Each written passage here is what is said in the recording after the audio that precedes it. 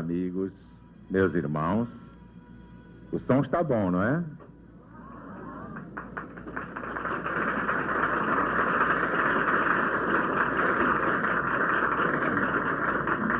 Eu hoje vou contar uns negocinhos. Eu não posso contar ao microfone. Eu só posso contar para legionários sobre o Congresso do Salvador. Vocês todos se lembram de que sempre eu disse: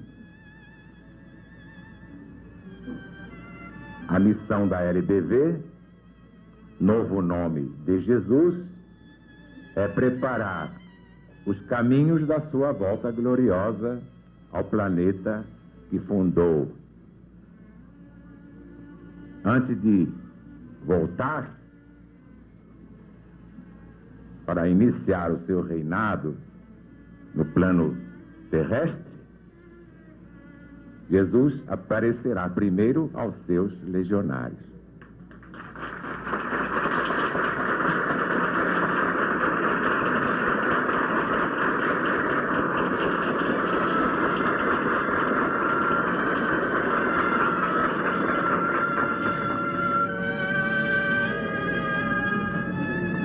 Isso todo mundo se lembra de que eu falei.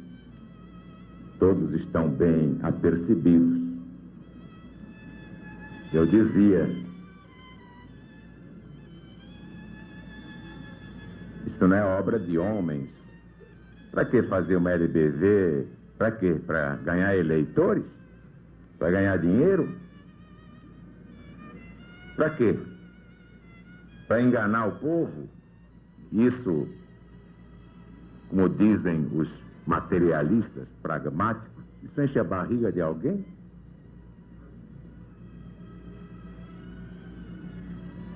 E ter esse trabalhão, que desde que eu recebi a ordem espiritual, em 48,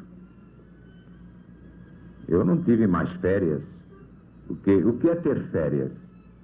É você sair do lugar em que mora, ir para Teresópolis, Petrópolis, Paris, onde mora a Rosângela, não é, Rosângela? Você não mora em Paris?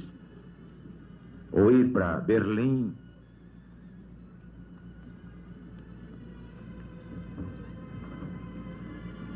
Nova York, Washington. E não ver durante um mês a rotina do seu trabalho, as pessoas com quem você convive. É mudar de ares. Isso é que é tirar férias. Eu, desde que abri a LBV, eu nunca mais tive férias. Mas em janeiro de 48, veio essa ordem.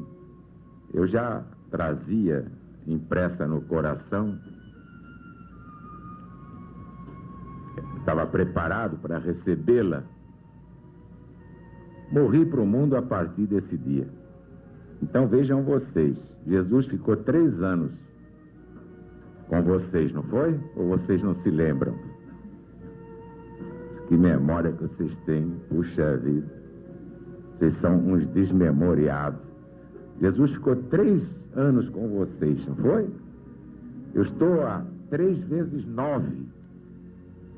E em janeiro que vem logo ali, vou fazer 28 anos de LBV. Ora, não é brincadeira.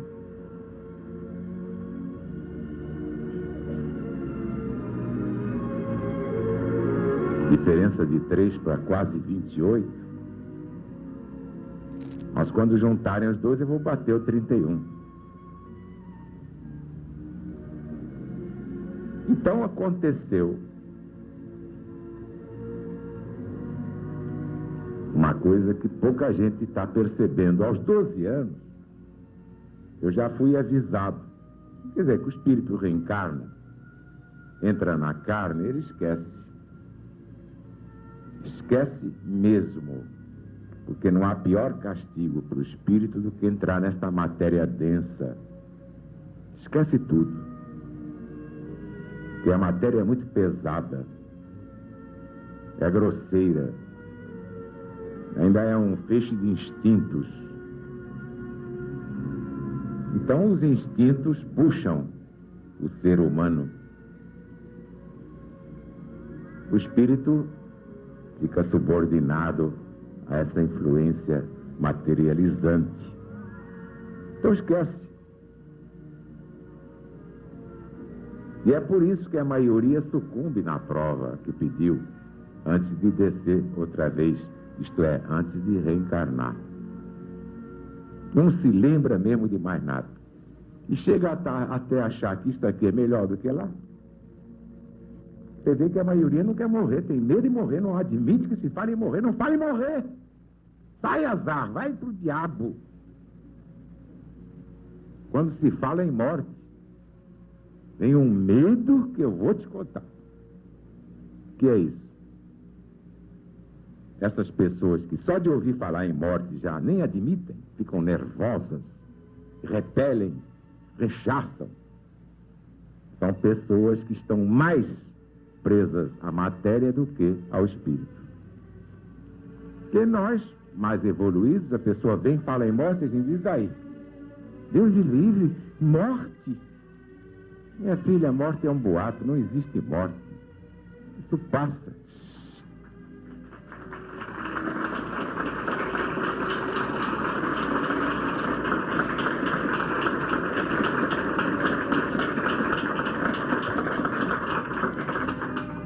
Mas você vê que na maioria, experimenta lá no colégio, até com os professores. Fala em morrer para ver se eles não dão soco na mesa. São todos apavorados. Eles não admitem a ideia de morte. Eu não, eu quero viver muitos anos.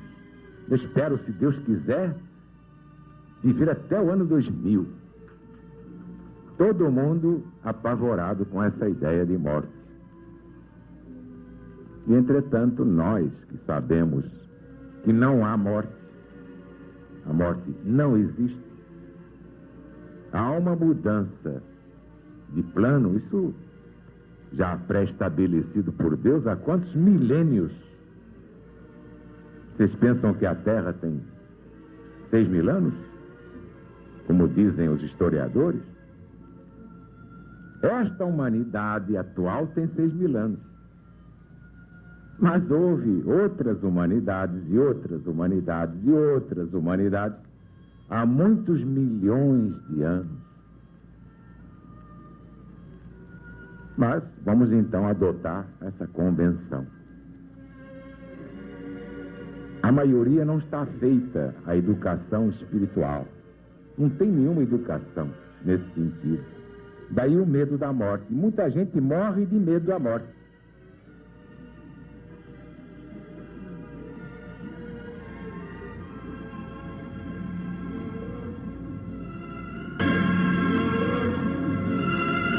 Mas a maioria não se controla, não conhece a verdade. A chave está aí, nesta advertência do Cristo. Conhecereis a verdade de Deus, e a verdade de Deus nos libertará das verdades dos homens. Então a pessoa que se integra na verdade de Deus ganha uma força divina. Não tem medo de nada, não tem medo de morte. Ué, para que a gente veio ao mundo, não foi para morrer? Todo mundo vem ao mundo para morrer. Tem que pagar o que deve, ou cumprir a missão que aceitou, e desencarnar, gente. Mas vocês veem que falou em morte, todo mundo treme nas bases. Todo mundo fica apavorado com a ideia de morrer. Meu Deus, a morte é a nossa maior amiga. Que já está provado que a vida eterna é do espírito, não é da matéria.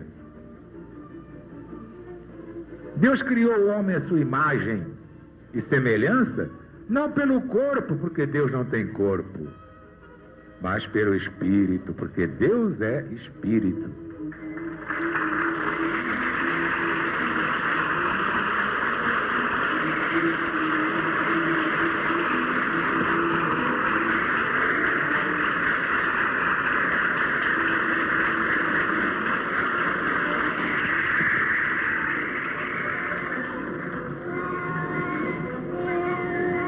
que está integrado em Deus, a mulher que se integrou no Cristo, esse amigão aqui, que não nega fogo, nunca nos traiu, nunca mentiu, este a quem eu dou a vida com todo prazer,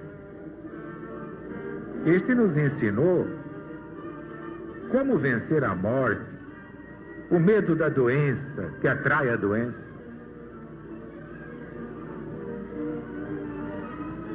Como vencer o medo, é outro inimigo miserável, o medo.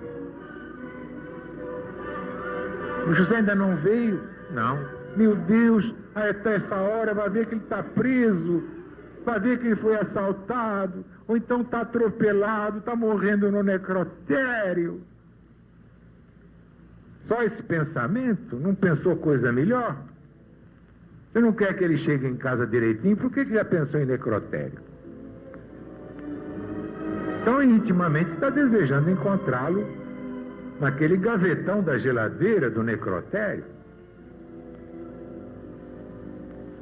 Uma pessoa que já ganhou a sua autonomia mental não se afoba mais, não dá show de medo, não se deixa atemorizar por ameaça nenhuma, enfrenta qualquer situação e ganha todas as paradas.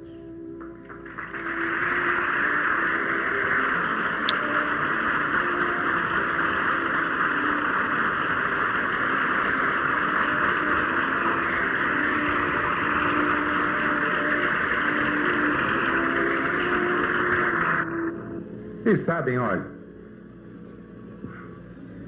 eu tenho horror de ir a enterro, porque o povo brasileiro está muito mal educado. Aliás, todos os povos. Primeiro, ninguém vai confortado, vai com raiva. Acha que a morte é um roubo. É uma coisa inominável, inqualificável. Mas, meu Deus, nós não viemos ao mundo para morrer? Vocês são capazes de me dizer quem veio ao mundo para não morrer? Até Jesus, que é a vida imortal, teve de se submeter a essa prova ridícula da morte.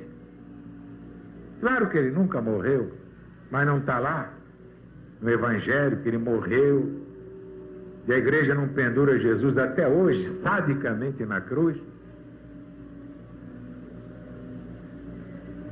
Imagine, há 2000 anos Jesus preso numa cruz. Nós não aceitamos isso. Em primeiro lugar, eu sou contra velórios. Velório por quê? Por que velório? Ah, meu Deus, ele era tão bom. Ah. Mentira, eu sei que detestava o cara em vida. Mas como morreu, com medo de que ele persiga, então vem mudar de casaca. Vem dizer que o cara era bom. Se a sogra, então, ele começa a se desmanchar em lágrimas. Maltratou a sogra a vida inteira. Aí a sogra fica livre e diz, agora eu vou me vingar. Então ele vai lá e chora lágrimas de crocodilo. Está tudo errado. Depois, o cadáver de quem morre, homem ou mulher, só interessa a família. Era a única entidade a ter direito de ver o morto ou a morta, a família. Por que tem que chamar os vizinhos para ver o morto? Por quê? Chamar os vizinhos para festejar alguma coisa? Está lá o sujeito todo amarelo, cadaveroso, cor de cera. Para quê? Eu não vou ao enterro, de jeito nenhum. Só obrigado a ir por certas circunstâncias. Por exemplo, se eu não fosse ao enterro de meu pai, o que é que iam dizer? Que eu era um filho desnaturado. Então gramei aquilo tudo, mas não fui com o peito, com o coração aberto. Vê que meu pai exposto ali, as moscas, a mosca pousa no nariz, pousa no olho, pousa no sapato. Para quê? O negócio é fechar e ninguém toma conhecimento. Libertou-se, cumpriu sua missão. Na religião de Deus não vai haver carnaval de velório, não. Vamos respeitar quem morre. Chega de carnaval, de exibicionismo. Parece até uma feira de amostras. Olha que cadáver fresco eu tenho aqui. Ah, mas eu tenho um cadáver ali muito melhor, então leva para outra capela. É uma ronda de cadáveres. Aqui para nós é um desrespeito. Deus que me perdoe, mas eu não vou. Legionário já sabe, eu vou em espírito. Vou lá, preparo o espírito para saber o que aconteceu. Depois ele fica tranquilo. Enquanto vocês estão lá velando, eu fiz a minha parte e já fui-me embora. Porque aqui para nós tem mais que fazer. Vai ficar a noite toda lá velando. Os vizinhos todos a dar palpite. Quase tudo mentira, porque o que vem do coração quase não se diz. Isso é coisa privativa da esposa, dos filhos e olhe lá. Mas enfim. Bem, então, a turma tem medo. Ninguém vai contestar, porque eu conheço a natureza humana. Eu tinha um colega na Rádio Globo, quando eu lancei o programa lá, no dia 4 de março, e ele começou a ouvir aquela coisa, ele era judeu. Vou logo dizer o nome dele, porque não vai ficar zangado por isso. Kurt Leonhardt. Ele dirigia um programa Conversa em Família na Mayrink Veiga antiga.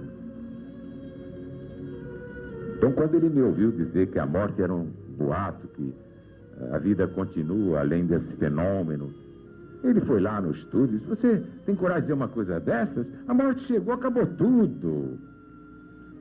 Com quem que você aprendeu isso? Ora, todo mundo sabe disso. Para você ver, eu não sei. Todo mundo sabe que a morte acaba tudo, menos eu. Eu não sei.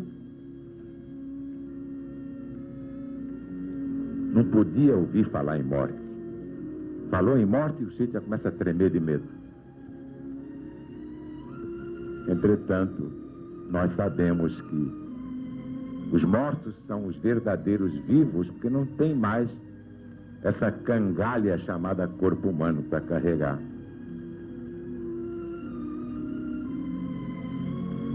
A vida no invisível é muito mais bonita do que no visível. E a gente tem que carregar tanta coisa. Além de carregar o corpo, tem que carregar o paletó, a camisa, a gravata, a cueca, a meia, o sapato, o relógio, a carteira.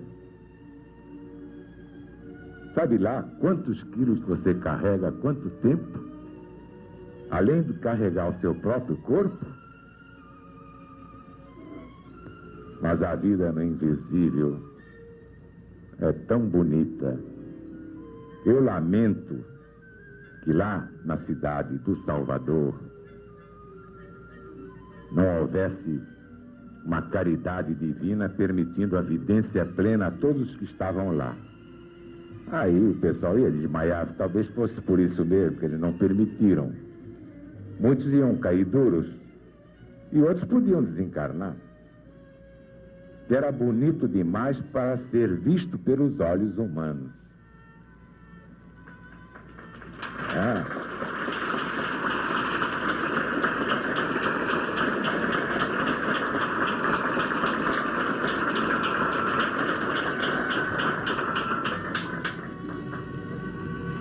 Em todo caso, pelos poucos depoimentos dos que viram alguma coisa, eu já fiquei satisfeito. Porque naquele dia eu cumpri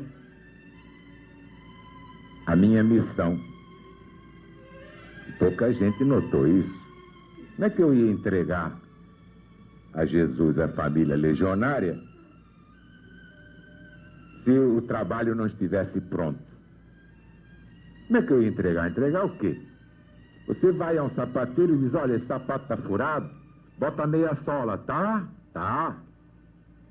Ele só vai entregar a você quando a meia sola estiver 100%. Você manda consertar um vestido, manda consertar um armário, o camarada só vai entregar quando estiver pronto. E por que eu fui entregar a família legionária naquela tarde? Porque estava pronto.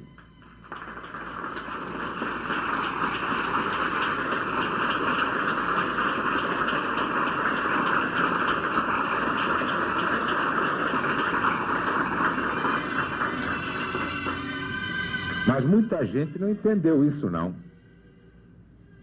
Não soube entender o que estava pronto. Aí é que vocês vão dar tratos à bola. Tem que meditar e dizer o que estava pronto. Porque o que estava pronto foi entregue.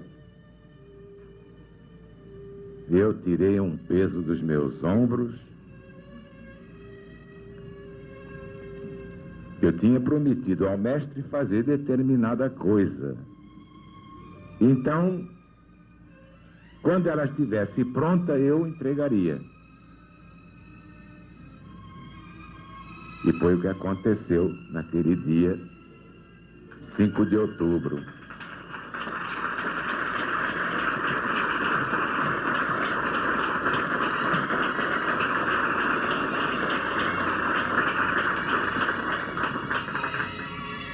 O que estava pronto eu entreguei. Naquele dia o mestre recebeu.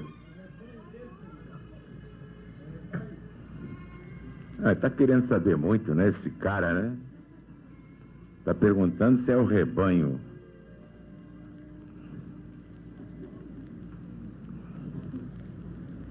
É quase o rebanho. Mas o primordial, o que tinha que ser feito, foi feito. Agora, o rebanho não vão ser só os legionários.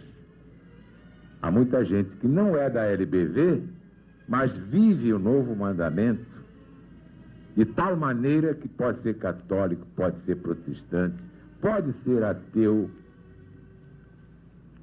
mas tem aquele espírito de amor do novo mandamento, porque o novo mandamento é a chave de tudo.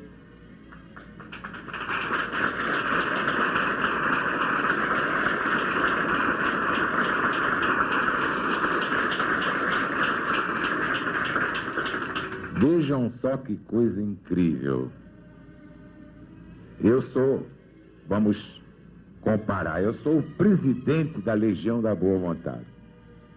Então, se eu sou presidente, pressupõe-se que eu tenha poder para determinar isto ou aquilo, para ordenar isto ou aquilo.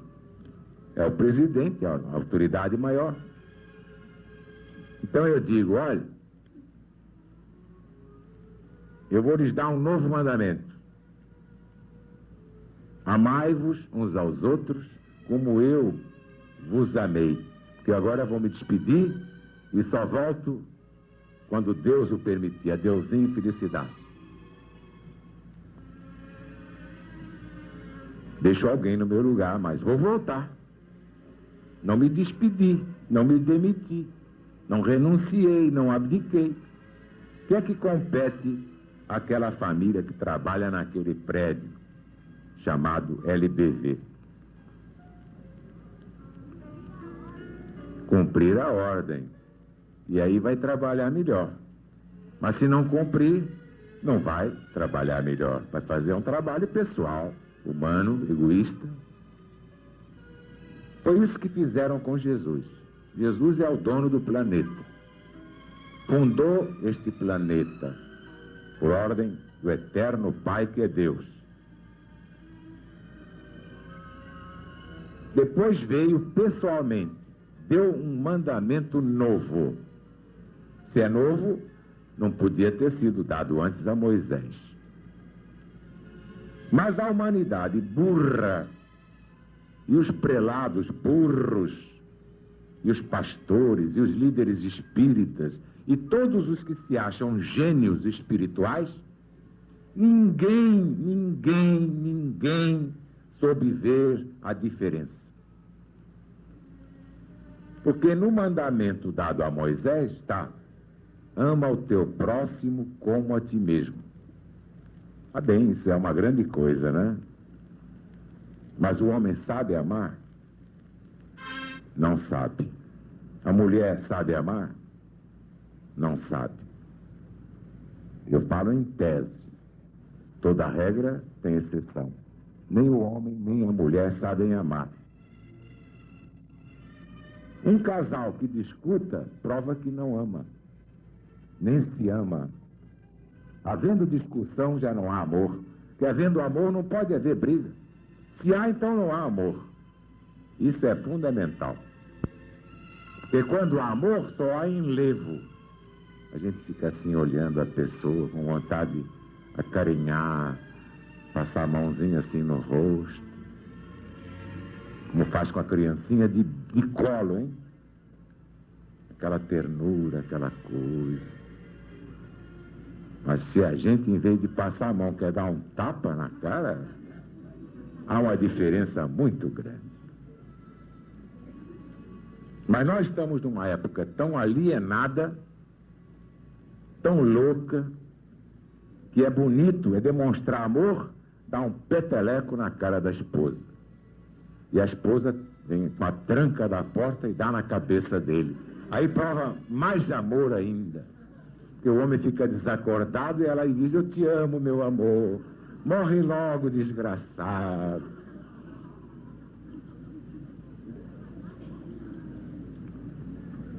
Onde houver discussão azeda, não é discussão no sentido de digressão, exteriorização de pensamento, isso qualquer casal compreende que tem que haver. Você propõe isto, a mulher diz: mas eu acho que está errado, porque o certo seria isto, assim, assim, assim. Isso não é discussão no sentido mal, é uma análise. Vocês estão analisando uma determinada coisa para ver a melhor maneira de fazer aquilo em benefício da família. Mas eu digo discussão no sentido de levantar o dedo e espetar na cara da pessoa, no nariz da pessoa. Aí não há amor. Porque se a vibração é essa de já gritar, já não há mais amor, acabou. Esse homem não ama essa mulher não ama esse homem. É difícil que haja amor na terra, vocês sabem disso. E a razão é simples: 90% dos casamentos são kármicos. A pessoa casou para descontar o que deve. A mulher para descontar o que deve, o homem também. E às vezes é cada cruz pesada, tem que pedir ao vizinho para ajudar.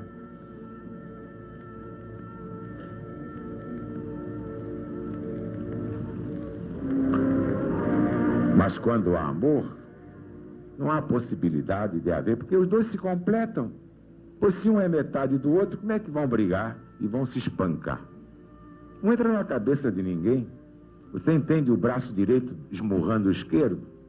O pé direito chutando o pé esquerdo? Você entende o pulmão direito dando um soco no pulmão esquerdo? Você entende? Assim, uma mulher não pode socar o homem porque é a outra metade dela.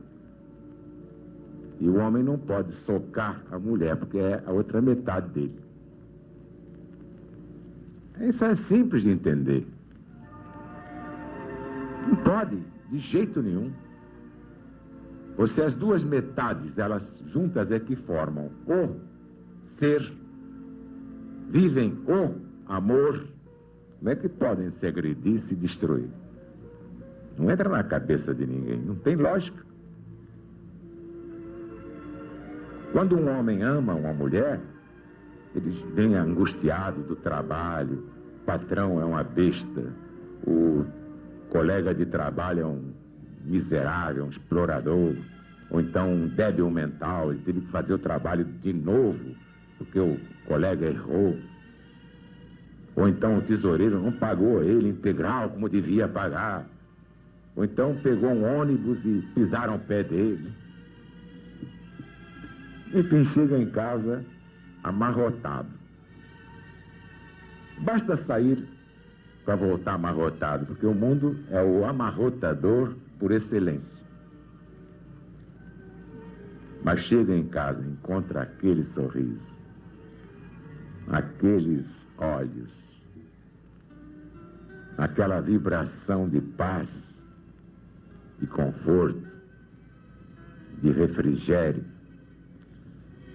O homem aí...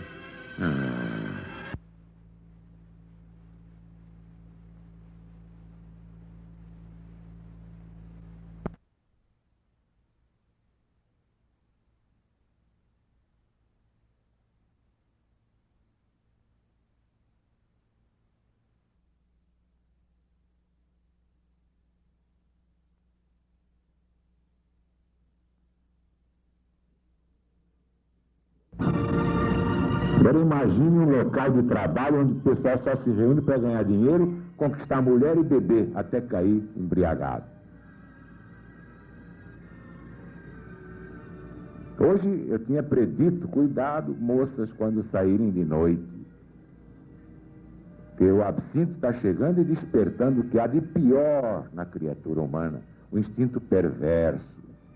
Então o sujeito passa a ver uma moça, tira a navalha assim, passa na cara dela, ela nem sente. Pensa até que ele está cumprimentando. Quando ela chegar lá dentro, vai pôr a mão assim, vai dizer, ué, como é que foi isso? Foi talhada, o sangue está pingando no vestido, foi um sádico que passou e fez aquilo. E ela nem sentiu na hora. É assim como o batedor de carteira. Para isso o arcanjo não anda mais de paletó. Que o batedor vem, faz assim e tira a carteira do bolso. O sujeito nem sente. O batedor de carteira dá uns barros de leve em você, quando você chega em casa está sem a carteira. É porque ele exercita isso há muito tempo, fica fácil. Tudo que se exercita fica fácil. Você não vê aquela moça que se equilibra no trapézio lá em cima, solta e vai pegar o pé do outro, ou pega a mão do outro que está de cabeça para baixo? Com exercício vocês fazem aquilo e melhor ainda. Não se espantem de nada. O elefante amestrado, ele faz cumprimentos. O tigre faz cumprimentos. Ainda beija o domador. Havendo treino, tudo é possível. O Raul Pompeia tem uma frase em que diz: até o micróbio, que é morte, se educa e se amansa. É o trabalho da educação verdadeira, que equivale à nossa reeducação. De qualquer modo, a mulher trabalha. Ou fora ou dentro da sua própria casa. Sabe o que é cuidar dos filhos? Que provação amarga. Que os filhos nunca são reconhecidos aos pais. Só há uma forma dos filhos compreenderem os pais. É quando crescem, casam, têm filhos e eles fazem com eles o que eles fizeram com os pais. O resto é bobagem, não adianta.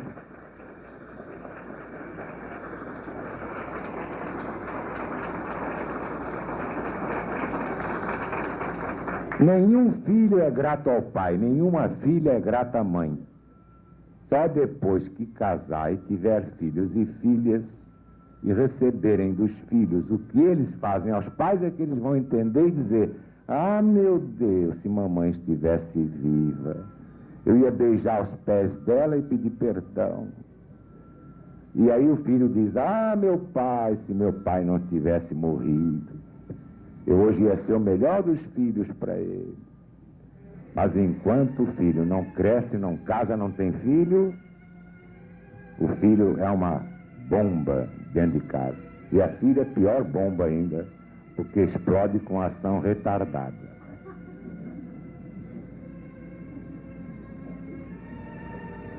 Quando você menos espera, a moça já fez uma burrada, você ainda vai correr para ver se conserta, não dá mais tempo. E o rapaz, estourou. Mas moça tem algo a perder que o rapaz não tem. E aí as consequências são piores. Só entendendo o Evangelho e o Apocalipse é que você sabe o que está certo e o que não está.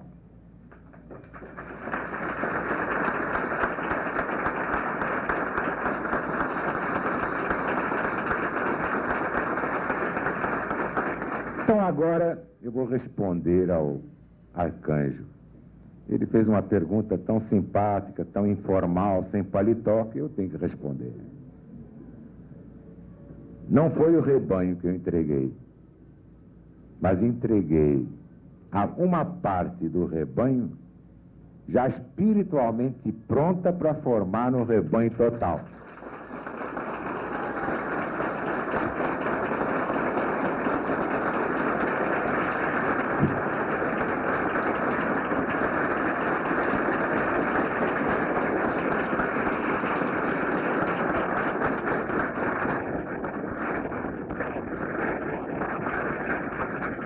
Porque o que vocês receberam até aqui, ninguém deu no mundo. E eu estava justamente recordando o novo mandamento. Parece incrível. Nem o catolicismo, nem o protestantismo, nem a Umbanda, nem o espiritismo de Allan Kardec, nem o esoterismo, teosofismo, judaísmo, brahmanismo, shintoísmo, islamismo, ninguém entendeu o novo mandamento. Então ninguém cumpriu. Pensavam que era igual ao ama teu próximo como a ti mesmo, de Moisés. Então Jesus era tão estúpido que ia dar um novo mandamento que já era cópia de outro. Então não era novo. Mas se era de Jesus e era novo, meu Deus, deve haver alguma coisa aí digna de exame. Vamos examinar para ver o que é. Ninguém fez isso. Somente a legião da boa vontade.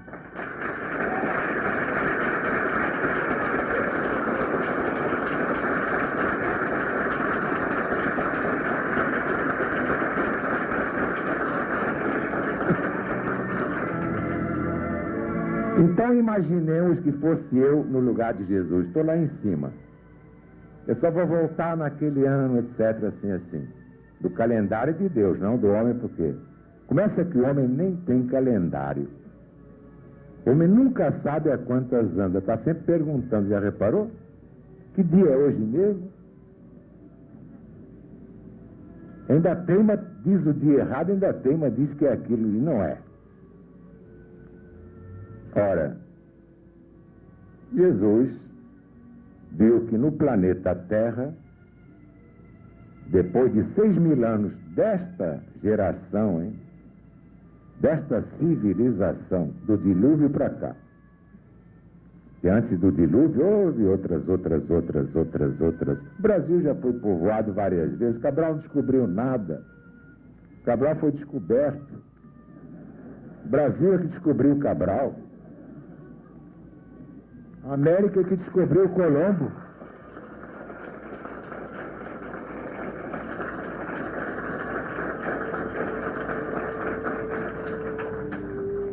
Mas como a história ensina assim, foi Cabral que descobriu o Brasil. Tem até uma canção.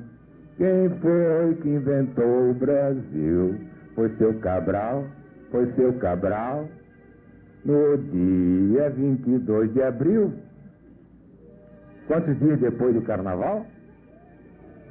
3 meses depois do Carnaval. É como são sambistas terríveis. Aí que a gente pega.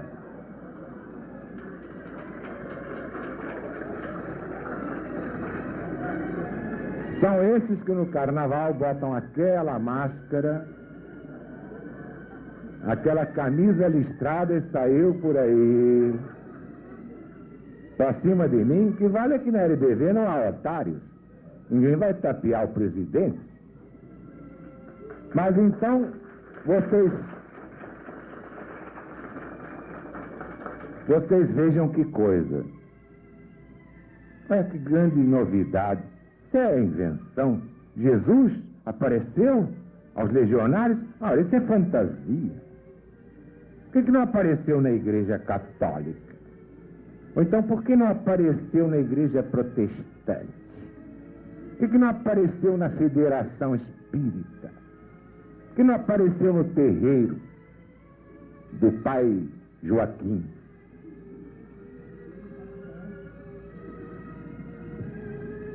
Pergunta banal, né?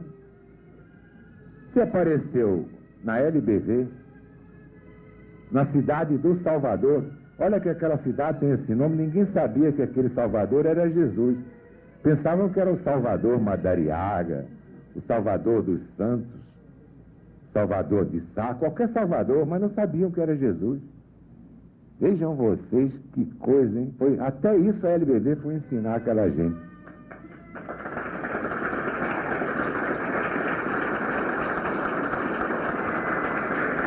Mas não há nada de mais nisso. Qualquer criança entende. Bom, eu já disse que eu daria preferência a quem cumprisse o meu mandamento. Eu acho que Jesus não pode ser muito diferente. Ele vai agraciar os que não cumprem o mandamento dele e guerreiam e matam em nome dele? Não, ele vai ter que prestigiar aqueles que realmente vivem o seu novo mandamento.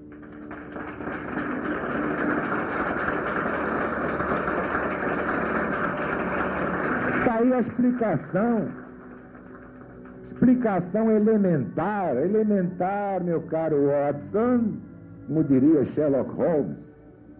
É isso aí. Jesus apareceu porque pela primeira vez na história do mundo, uma instituição pôs em funcionamento, pôs em vigência,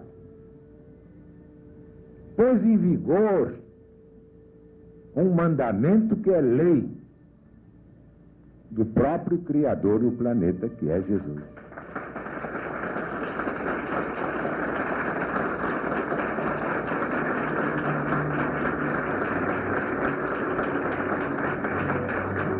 Então está aí explicado, minha gente. Não é amar o homem com o amor do homem. É amar o homem com o amor do Cristo. Sem o novo mandamento não há amor. Porque Jesus definiu.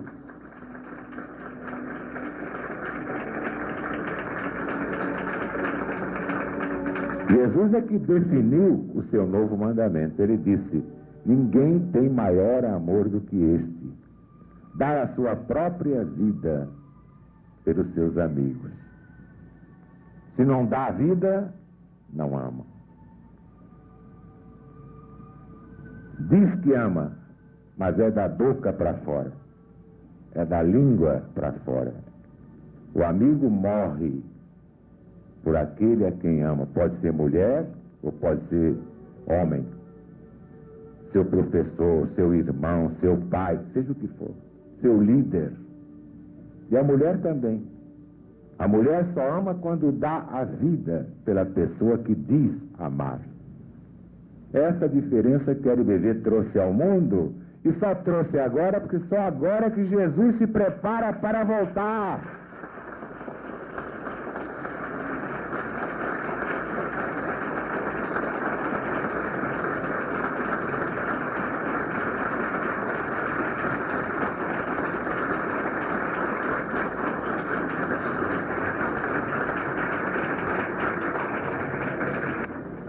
É este o pormenor, é que a humanidade já está julgada. Então, os legionários que já estão prontos pelo novo mandamento, esses foram entregues a Jesus no dia 5 de outubro, em Salvador, ou seja, na cidade do Salvador.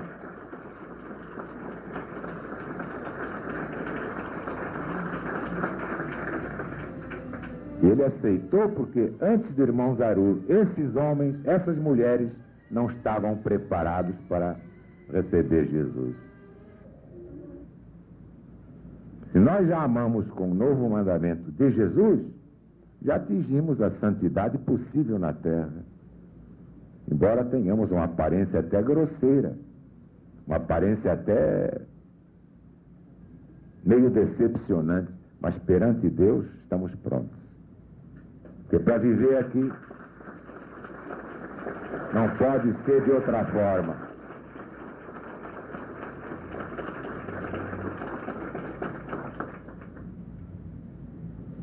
Agora, conclusão. amasse muito vocês, eu encerraria minha carreira naquele dia 5. Porque já fiz o que tinha que fazer. O tempo que sobrar,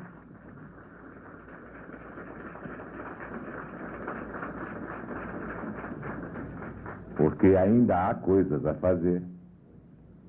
Seria para ser empregado na LBV puramente espiritual, não material ou humana. Então, minha vida agora também está entregue. Jesus é que vai dizer o que quer de mim. Tem muita mudança aí. Ou vocês pensam que eu vou ficar falando sozinho, ou vocês ficam aí de camarote? Não, vocês agora vão levantar o Brasil. Eu vou levantar o mundo.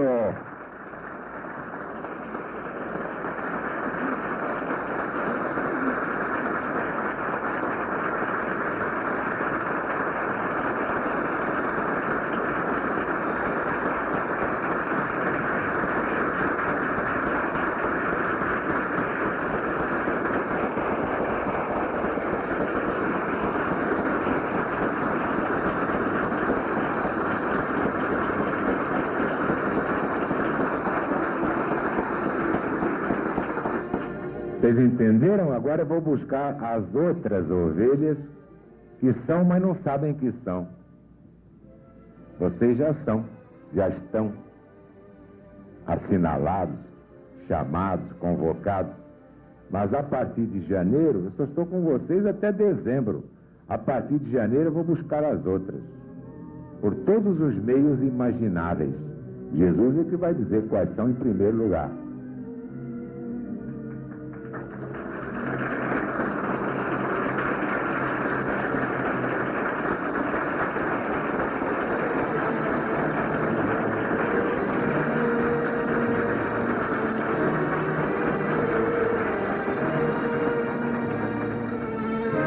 Foi esse o meu compromisso, como disse Emmanuel, ou Emanuel.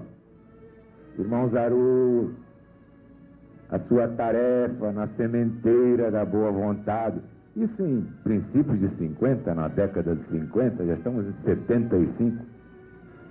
Seu compromisso resulta, não, a sua tarefa resulta de compromissos sublimes, antes da imersão no plano dos fluidos. Deixa eu ver aqui como está exatamente. Isso é uma mensagem tão antiga. Não foi o Chico, não. Isso foi o mestre do Chico, o tal guia espiritual. Irmão Zaru, muita paz. Sua tarefa na sementeira da boa vontade resulta de compromissos sublimes antes da imersão nos fluidos do corpo físico. Então, antes de reencarnar, eu já sabia disso.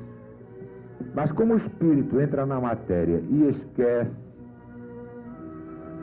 muita gente perdeu a encarnação porque esqueceu o que veio fazer aqui. Aos 12 anos, Jesus me apareceu para dizer: olha, menino, vê lá, hein? Novo mandamento. Novo mandamento, eu lá em cima sabia, na terra já não sabia. É sempre assim. Mas novo mandamento? Que novo mandamento? É aquilo que eu conto lá no Jornal de Deus. Bom, aí eu comecei a pregar, né? Prega daqui, prega dali, pregava no trem, no bonde, na rua, na igreja. Eu sempre fui meio maluco no conceito dos outros. E o pessoal sentado muito bem, lendo jornal, eu pegava a palavra, ficava em pé, né? Meus amigos, o que vocês estão fazendo aí? Vocês não acham que mais importante que ler jornal é pensar em Deus? Não é mais importante?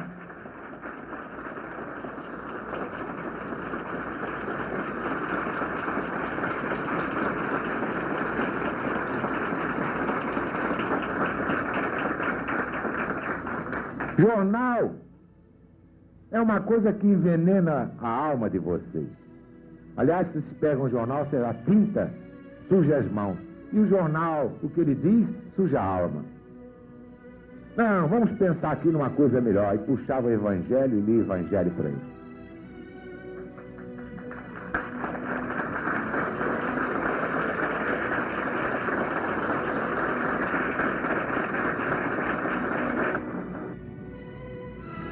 Então eu quero que vocês me ajudem com a sua nunca desmentida boa vontade, com seu amor também nunca desmentido, porque vai haver uma divisão de tarefas a partir de dezembro. Na cruzada de Natal eu já vou dizer. Eu vou em busca das outras ovelhas dele. Ele podia fazer isso pessoalmente, mas aí também fica muito sopa para mim, né? Ele faria, eu ficaria de camarote. Aí invertia a coisa, eu ia ser Jesus e ele vinha ser Zarur. Não, eu tenho que ir. Não sei bem como é que vai ser, já vi várias coisas, mas voltando à matéria a gente esquece, mas vai depois aclarando. Então vocês é que vão pregar. Vocês é que vão ser o Zarur de cada lugar. O Zarur de Vila Isabel, o Zarur do Rocha, o Zarur de Jaçanã, o Zarur de Pindamonhangaba, o Zarur de Belo Horizonte. Ou então a Zarurinha de Belo Horizonte, a Zarurinha de Campinas, a Zarurinha de Belfort Roxo, a Zarurinha de Caxias. É Zarur para cá e Zarurinha para lá, né?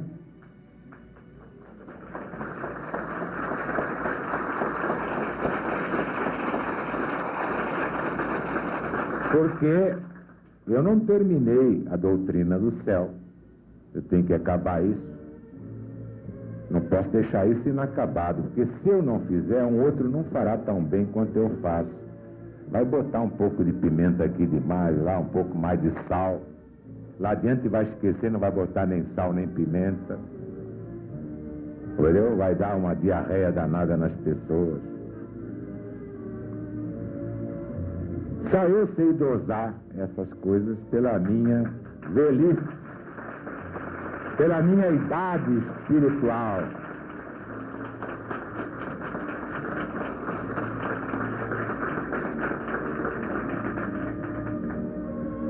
Então fica bem claro, o presidente da LBV continua sendo o diretor da LBV em todo o Brasil. Mas não vai atrás de ninguém para ensinar ninguém a trabalhar. Acho que já todos sabem trabalhar. Hein? Mas é claro, já veio em parte. Vem aí um grande Pentecostes. Vocês vão ver gente falar latim, inglês, alemão, árabe. Árabe é arcanjo. Yallah! Olha aí. Tem maravilhas por aí, mas eu tenho que dar umas voltinhas. Eu não posso ficar preso só uma coisa. Mas não vou abandonar nada, não. Não me parece que seja este o pensamento de Jesus. Agora é hora de botar vocês como pregadores, como levantadores, agitadores, como redentores, salvadores, mirins, mas sim, a serviço dele, levando a palavra. E o Pentecostes começa aí. Começou a falar, eles vêm e acabam, não há problema. O verdadeiro discípulo nunca estará abandonado, jamais. Não há essa possibilidade. O que aconteceu, ou no mês de outubro próximo passado, o que aconteceu lá foi a maior maravilha do século. Do século!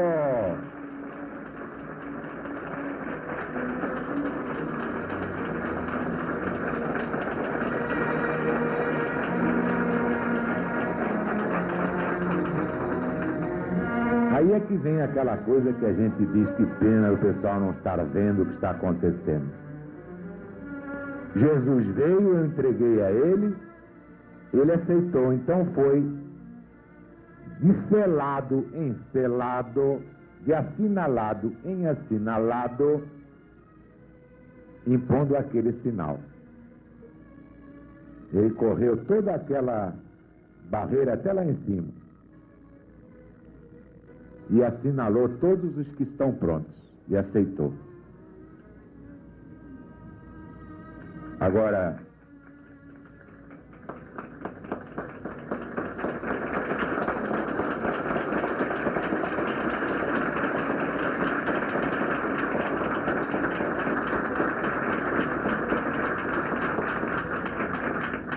depois voltou, me disse qualquer coisa no ouvido, aí é que a Zoé me pegou.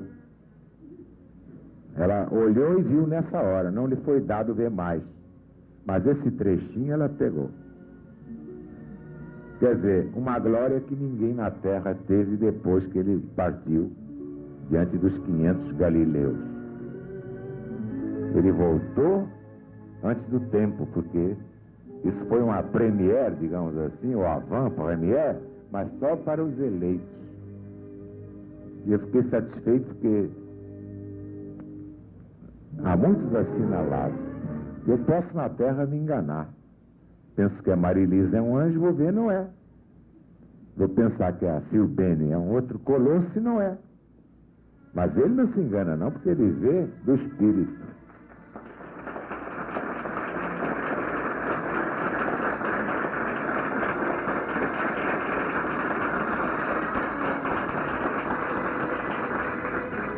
Não sei se eu fiquei nessa hora meio suspenso, porque eu acompanhei tudo aquilo meio aéreo, porque eu estava meio lá, meio cá, sem ter bebido, madame, por favor. E quem bebe é que fica meio lá, meio cá. Mas é que me deu uma vontade também de sair por ali. Mas aí vocês iam pegar um cadáver, não é, Eliana? Mas então, eu me agarrei, continuei no corpo, mas que dá vontade de sair, dá. Espírito, quando atingiu o seu esplendor, o seu amadurecimento, quando se completou, quando está pronto, é uma maravilha.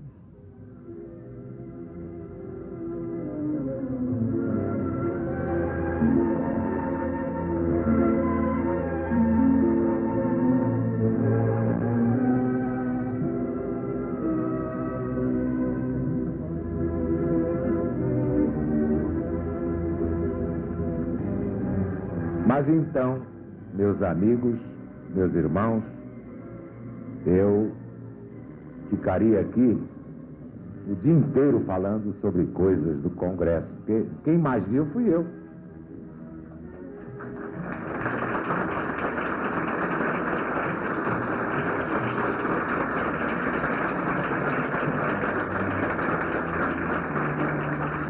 Foi a maior vitória que vocês podiam ter alcançado nesta vida e em todas as vidas desde que Jesus subiu ao céu. Que ninguém mais o viu.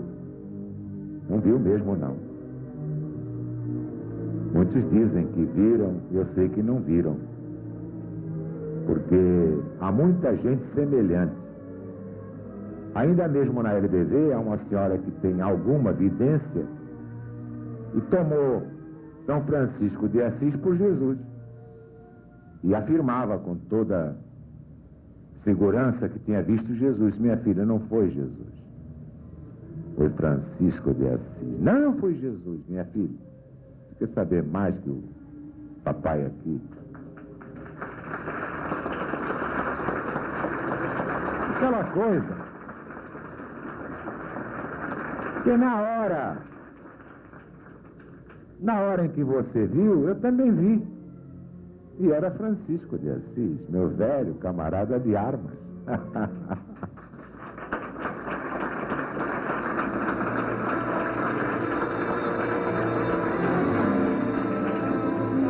Mas Jesus cumpriu a promessa que eu antecipei de que ele apareceria antes de aparecer ao mundo, poderá aparecer outras vezes, mas só para os escolhidos. Os que não viram porque não têm vidência dessa outra vez poderão ter os olhos abertos para ver.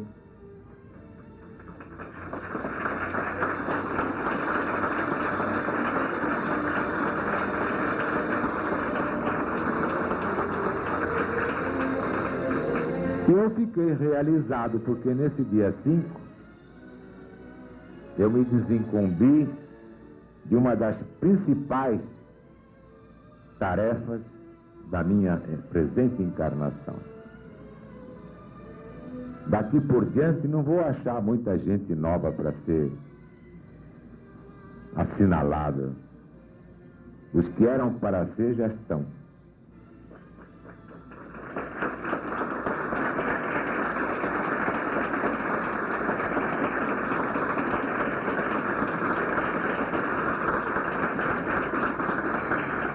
Eu digo aqui no nosso meio.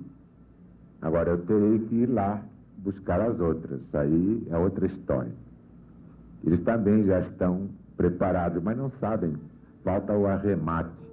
É como quem faz uma estátua, fica empolgado e diz, fala! Como Miguel Ângelo, ele fez a estátua de Moisés. Ele achou Moisés tão perfeito que só faltava falar. Então ele bateu com o martelo no joelho de Moisés. Fala! Esses outros estão nesta situação. Verdadeiras esculturas de Miguel Ângelo. Michelangelo é italiano. Mas falta que falem. Então eles receberão o toque do novo mandamento para que possam falar.